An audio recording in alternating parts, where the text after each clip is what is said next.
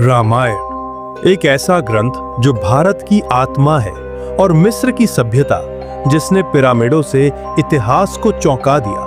पर क्या हो अगर हम कहें इन दोनों के बीच छिपा है एक रहस्य जो हजारों साल पुराना है। रामायण में जिन रथों का वर्णन है, मिस्र में भी मिलते हैं वैसी ही सोलर बोट्स जो आत्मा को स्वर्ग ले जाती थी। दोनों सभ्यताओं में आत्मा के पुनर्जन्म, न्याय और दिव्य ऊर्जा का जिक्र आता है। क्या ये सिर्फ संयोग है या कहीं संपर्क रहा है?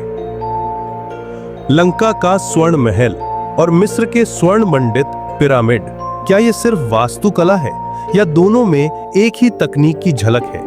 कुछ विशेषज्ञ मानते हैं कि दोनों में सेक्रेड ज्योमेट्री का प्रयोग हुआ था, ऐसी गणनाएं जो आज के सुपर कंप्यूटर भी सोचते रह जाएं।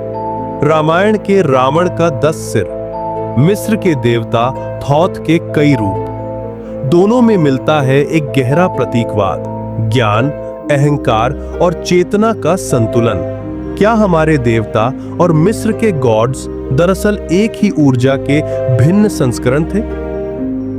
कुछ इतिहासकारों का मानना है कि प्राचीन यात्राएं समुद्र के रास्ते होती थीं और संभव है कि भारत और मिस्र के ऋषियों ने अपने अपने ग्रंथों में एक दूसरे के अनुभवों को पिरोया हो।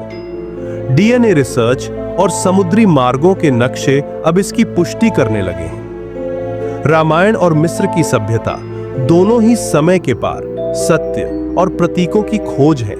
क्या इनका मिलन कभी हुआ था या ये समानता मानव चेतना के अद्भुत विकास का संकेत है?